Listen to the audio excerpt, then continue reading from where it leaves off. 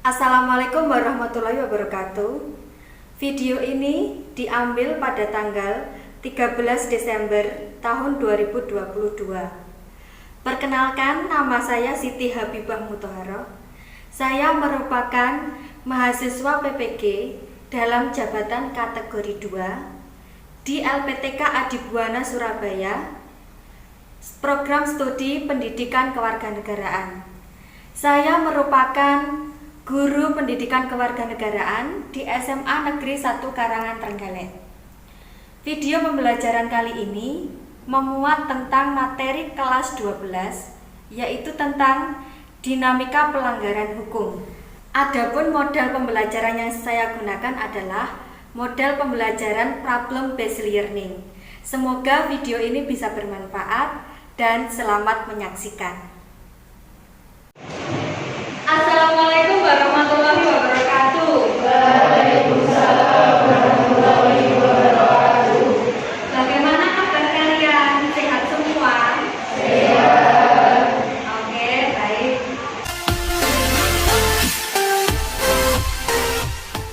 Coba kalian lihat sebelah kanan kalian, sebelah kiri kalian, belakang kalian, depan kalian. Masih ada sampah apa tidak? Jangan lupa cuci tangan pakai sabun kemudian dikeringkan. Di sini ketua kelasnya siapa? Silakan dipimpin doa dulu ya. Selamat siap. Doa buat.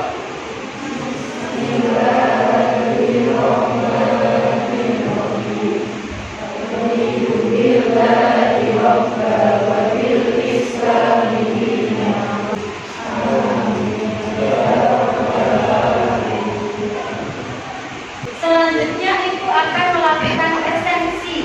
Nah, Ibu mau bertanya, di sini yang tidak masuk siapa hari ini? Tinggal ya. Tidak ada yang dispen. Hari ini Ibu akan bertanya kepada kalian. Kemarin kita mempelajari apa anak-anak? Siapa yang berani? Oke. Namanya siapa? Elsa absen 9. Silakan.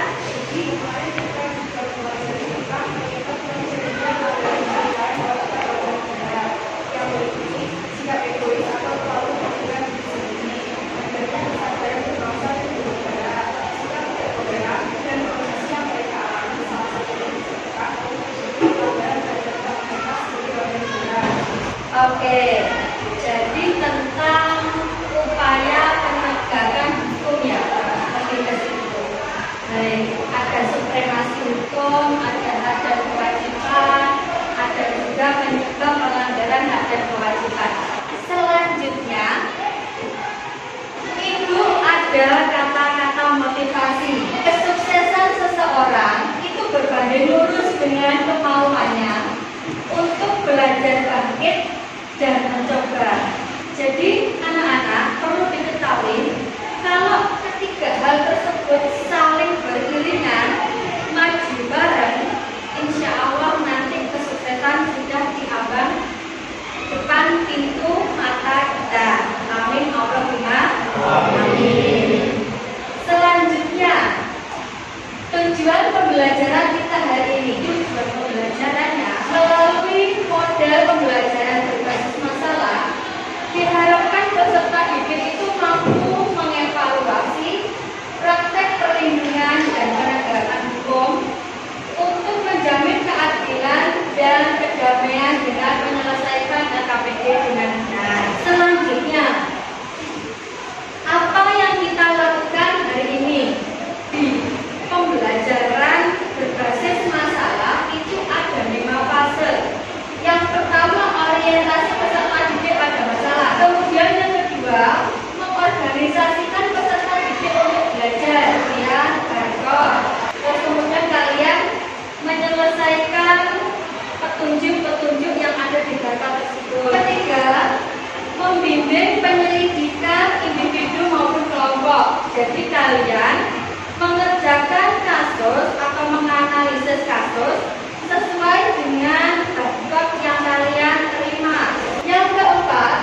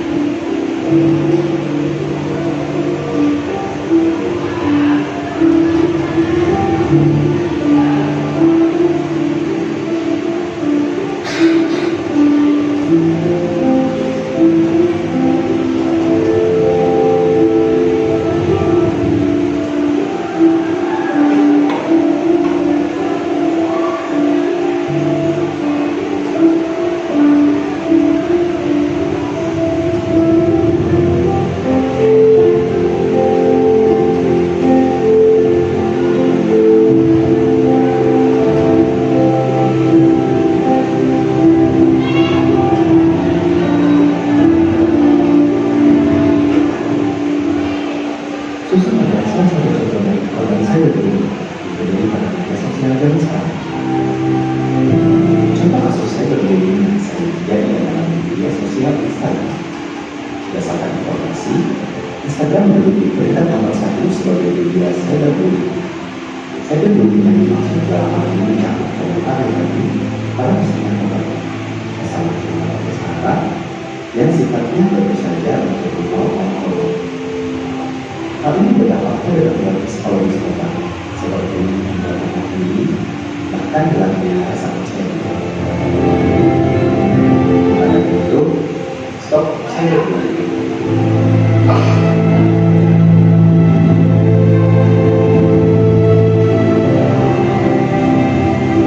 Bagaimana perasaan kalian? Jadi kita kalau bersosmed hati-hati dengan jari kita. Karena apa?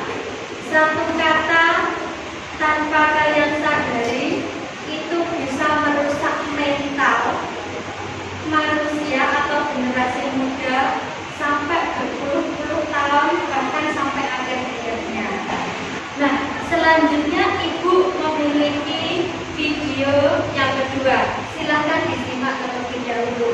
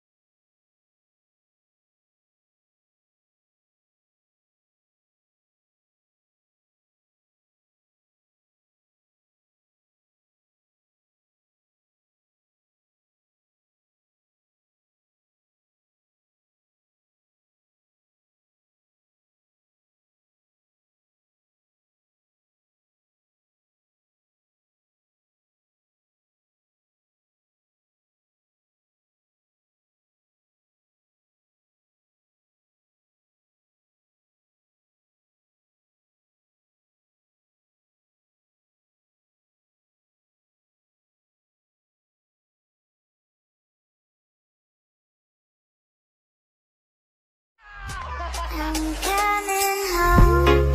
I'm coming home. Tell the world I'm coming home. Let the rain wash away.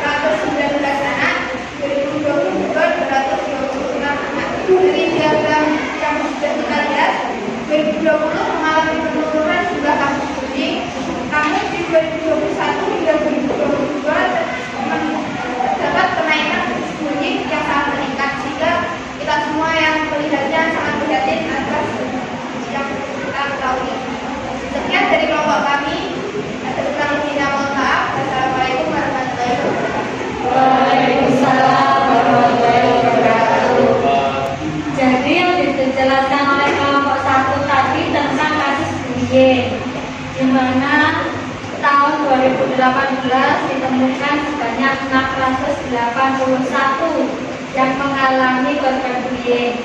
Tetapi di tahun 2020 mengalami penurunan. Kurang lebihnya, oke. Mungkin ada yang mau bertanya sesuatu kepada kelompok 1? Mana? Ada. Yang kejar sebut nama sama nomor absen.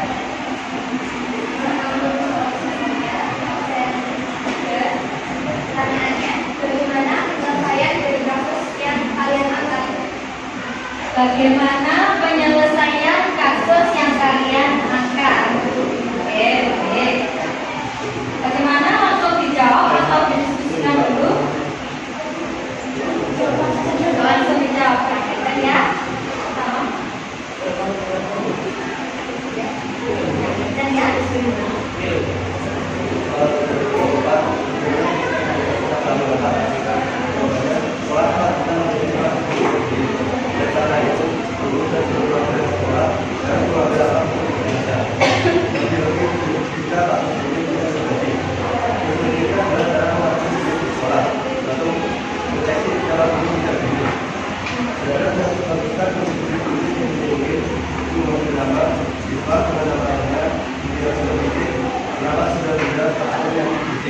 tadi yang bertanya kelompok mana? Kelompok 4. Namanya siapa tadi? Anggun Salwa, nomor absen berapa? Absen 3. Beri tepuk tangan yang meriah kepada beliau. Selanjutnya, presentasi dari kelompok 2. Assalamualaikum warahmatullahi wabarakatuh. Waalaikumsalam warahmatullahi wabarakatuh. Ini saya akan mengangkat kasus intimidasi seni. Yaitu intimidasi seni di bawah pasal berlapis, pemerintahan sampai pengadilan dan Jadi selanjutnya kasus intimidasi ini melanggar pelanggaran asasi manusia, yaitu berdasarkan syarat Pancasila. Yang pertama, konstitusi kita tersebut melanggar Pancasila nomor 2 dan 3, yaitu kemanusiaan yang adil dan beradab dan bersama di Indonesia. Karena melakukan tindak pidana pencemaran nama baik memiliki banyak dampak yang tentunya akan merugikan diri sendiri dan orang lain. Dan kemudian materi dalam materi di antaranya membutuhkan kebebasan berekspresi, menghambat kinerja seseorang, merusak popularitas, dan karir yang membuat korban atau pelaku menjadi tidak nyaman.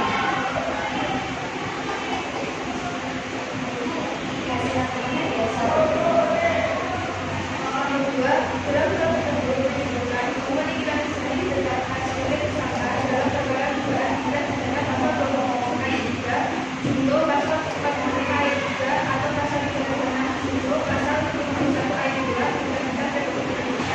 kelompok 2 ya, membahas tentang kasusnya Nikita Mirzani anak-anak. Ini yang bermasalah dengan Tito Mahendra. Itu kalau tidak salah suaminya dari Nindi Ayunda. Ya, seperti itu. Kasusnya adalah pencemaran nama baik. Nah, yang bertanya namanya siapa? Boleh pertanyaannya. Dari kasus yang kalian angkat mengambil pasal berapa dan berapa? Jawab dari pertanyaan dari kelompok 1. Perbuatan terdakwa sebagaimana diatur pasal 367, pasal 27 ayat 3, itu pasal 51 ayat 2 UU Republik Indonesia nomor 19 tahun 2016 tentang perubahan atas UU nomor 19 tahun 2008 tentang informasi dan transaksi elektronik. Dakwaan kedua, perbuatan terdakwa diatur dan diancam pasal 27 ayat 3 J pasal 45 ayat 3 UU Republik Indonesia nomor 19 tahun 2016 tentang perubahan atas UU nomor 11 tahun 2008 tentang informasi dan transaksi elektronik. Pencemaran nama baik karena Nikita Mirzani secara tanpa sadar mengetik sesuka hati di sosmed beliau, jadi terjerat pasal tersebut. Mungkin masih ada yang ditanyakan? Tidak ya, tangan yang mulia kepada kelompok 2. Selanjutnya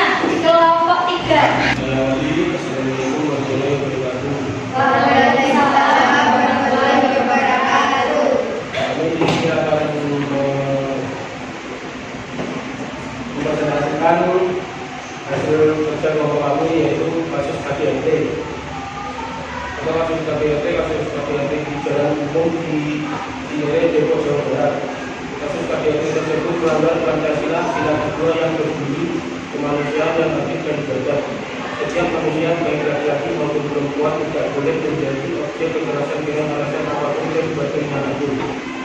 Praktik perlindungan dan penegakan dunia. 1. Penegakan hukum sesuai dengan Undang-Undang Nomor 23 Tahun 2004 yang telah dibuat tentang penghapusan kekerasan dalam pengetahuan khususnya pada pasal 44 mengenai ketentuan pidana. 2. Bekerja sama dengan masyarakat yang melakukan tindakan pengumpulan terhadap pelaku KDRT sebagai bagian dari kerja. Mengingat efek jerah dan pidana dua sanksi dan tidak selalu pengaruh bagi masyarakat. Yang ketiga yaitu dibuatnya Komisi Nasional Anti Kekerasan Terhadap Perempuan melalui Peraturan Presiden Republik Indonesia Nomor 65 Tahun 2005. Yang keempat, sebenarnya pembunuhan bersalah. Siapa yang mau bertanya? Coba angkat tangan, sebut nama sama nomor absen. Oke. Pertanyaannya, apa alasan kalian mengangkat kasus? Apa alasan kalian mengangkat kasus tersebut? Padahal masih banyak kasus-kasus yang lain di lingkungan generasi muda mungkin ya. Ya. Mau diskusikan dulu, mau dilempar atau bagaimana? Diskusikan dulu, oke? Oke, usah. Jadi saya akan memulai pertanyaan dari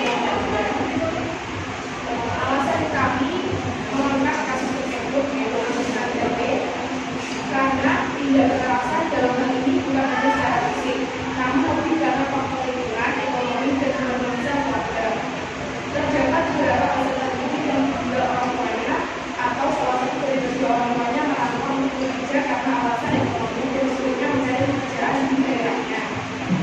Kami mengangkat kasus ini karena ingin menjauh mengetahui dampak yang diakibatkan oleh adanya kekerasan baik fisik ataupun psikis yang menimpa anak-anak sebagai anggota keluarga. Beri tepuk tangan yang meriah kepada Enis ya. Kelompok yang terakhir, sebelum maju ke depan, kami akan memberi semangat terlebih dahulu. Cepat beri tepuk tangan yang meriah kepada kelompok 4. Assalamualaikum warahmatullahi wabarakatuh. Waalaikumsalam warahmatullahi wabarakatuh. Kami dari kelompok 4 akan mempresentasikan kasus pelanggaran pidana. Sebelum kita masuk ke contoh kasus pelanggaran, kita harus mengerti dulu pengertian hukum pidana. Hukum pidana adalah hukum yang mengatur tentang pelanggaran dan kejahatan menurut larangan dan sanksi.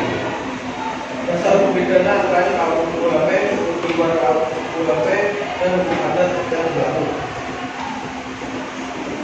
Kemudian terkait juga perlindungan hukum adalah segala upaya yang dilakukan oleh hukum untuk melindungi hak dari subjek hukum agar hak tersebut tidak dilanggar. Kami mengambil contoh 3 kasus pelanggaran hukum. Pertama, kasus Antasari Azhar. Kasus pembunuhan berencana yang didapat oleh Antasari Azhar pada Residen pada tanggal 15 Februari 2009 di daerah Jakarta Selatan. Dalam kasusnya, Antasari terjerat dengan pasal 310 KUHP dengan ancaman maksimal 6 tahun. Kasus yang kedua yaitu penyimpangan terhadap Pancasila. Kemudian masih melakukan beberapa sikap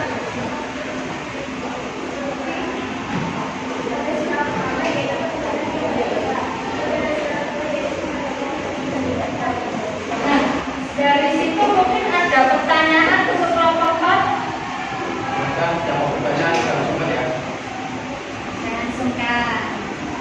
Silakan. Oke, dari kelompok 3 yang bertanya. Baik.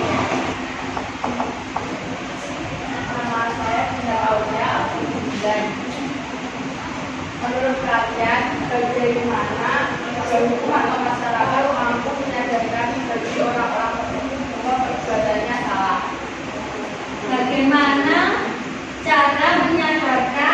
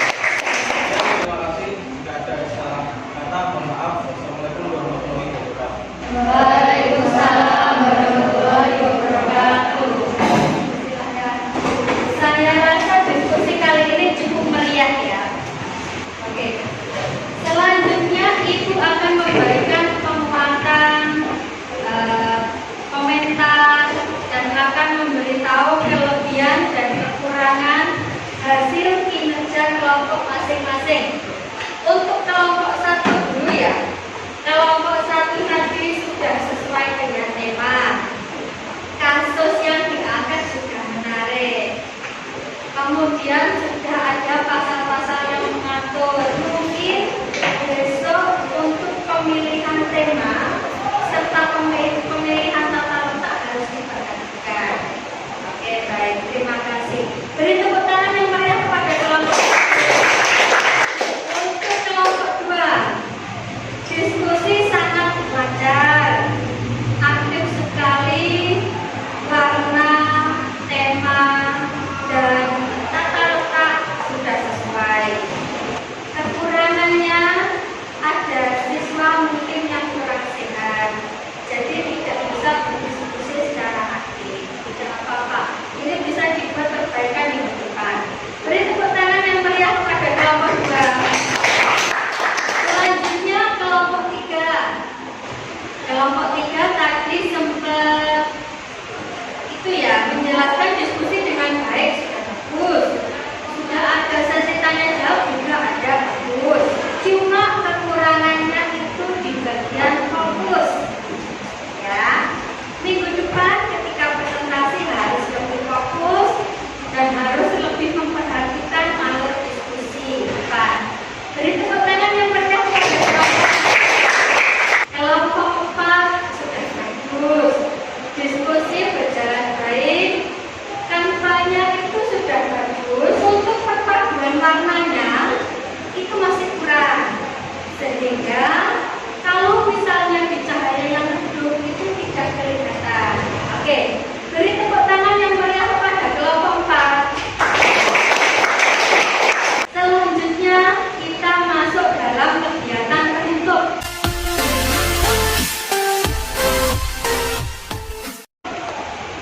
Nah, anak-anak kira-kira siapa ya yang berani menyimpulkan pembelajaran kali ini? Coba angkat tangan. Oke. Saya Isyana Nadia Darmawati, absen 18. Ini saya akan menyimpulkan pembelajaran hari ini, yaitu penegakan hukum adalah salah satu upaya untuk menjadikan hukum sebagai pedoman dalam setiap perilaku masyarakat maupun aparat atau lembaga penegak hukum. Penegakan hukum merupakan syarat terwujudnya perlindungan hukum. Jadi, pada prinsipnya, perlindungan dan penegakan hukum merupakan rangkaian proses untuk memberikan jaminan atas hak setiap manusia untuk mendapatkan perlindungan. Kemudian, sehingga yang saya sampaikan mengenai tadi. Oke, beri tepuk tangan yang meriah pada Yusrina. Selanjutnya, Ibu akan melakukan refleksi. Nah, di sini Ibu akan menanyakan bagaimana model pembelajaran dengan berbasis masalah kali ini. Menarik apa tidak? Menarik. Baik. Materi yang sudah disampaikan bisa diterima? Bisa. Media dengan berbantuan video itu menarik atau tidak, anak-anak? Menarik. Oke. Selanjutnya mengerjakan soal evaluasi. Silahkan scan barcode yang ada di depan. Untuk evaluasi di sini ada 4 soal, 2 ABC, 2 IC. Setiap satu soal saya beri waktu untuk ABC-nya 3 menit, untuk IC-nya 5 menit. Kalau sudah itu masuk dan kemudian